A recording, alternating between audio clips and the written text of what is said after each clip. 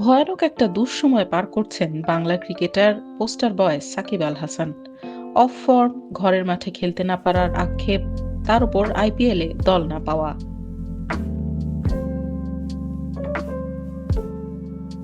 খারাপ খবরের সেই তালিকায় নতুন খবর, সাকিবের বোলিং অ্যাকশন নাকি ত্রুটিপূর্ণ, তাই তার বোলিং নিষিদ্ধ করেছে ইংল্যান্ড ক্রিকেট বোর্ড।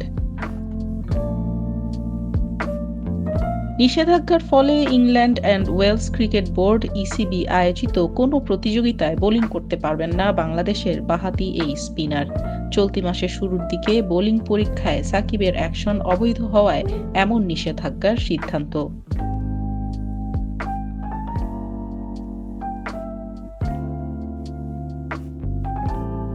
ক্রিকেট বিষয়ক ওয়েবসাইট ইএসপিএন ক্রিক ইনফো জানিয়েছে, ইংল্যান্ডের লাফবরো ইউনিভার্সিটির মেডিকেল বিভাগে বোলিং অ্যাকশনের পরীক্ষা দিয়েছিলেন সাকিব।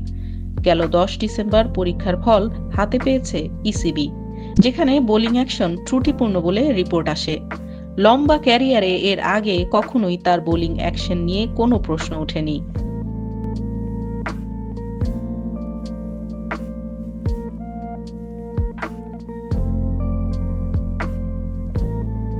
গেল সেপ্টেম্বরে কাউন্টি চ্যাম্পিয়নশিপে স্যারের হয়ে ম্যাচ খেলার পর সাকিবের বোলিং অ্যাকশন নিয়ে সন্দেহ প্রকাশ করেন আম্পায়াররা। সেই ম্যাচে 2 ইনিংসে 63 ওভারে 9 উইকেট নেন সাকিব।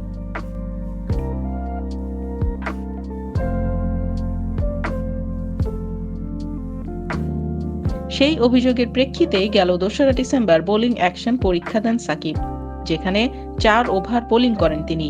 নিয়ম অনুযায়ী বল ডেলিভারির সময় বোলারের কোনোই 15 ডিগ্রির বেশি বাঁকা হতে পারবে না। সাকিবের কোনোই অনুমোদিত সীমার চেয়ে বেশি বেঁকেছে বলেই নিষেধাজ্ঞা দেয়া হয়েছে। নিষেধাজ্ঞা থেকে মুক্তি পেতে হলে সাকিবকে স্বতন্ত্র মূল্যায়ন কেন্দ্রে অ্যাকশন পরীক্ষা দিতে হবে। তবে ইংল্যান্ডের বাইরে বল করাতে কোনো বাধা নেই সাকিবের।